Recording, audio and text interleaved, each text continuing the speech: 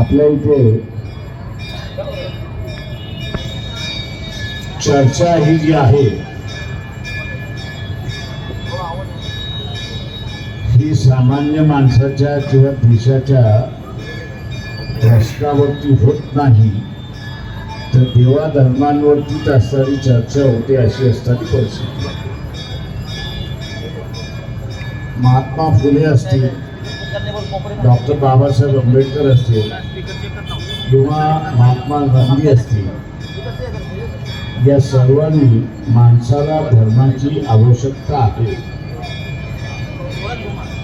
याची जाणीव होती आणि म्हणून महात्मा फुलेंनी सत्यशोधक नावाचा धार्मिक सुरुवात केला. महात्मा गांधींनी असताना वर्णाश्रमाचा असणारा पुरस्कार केला आणि डॉक्टर बाबासाहेब आंबेडकर यांनी असताना बौद्ध धर्माचा प्रचार आणि प्रसार केला अशी परिस्थिती. परंतु जे धर्माच्या नावाने प्रचार करतात,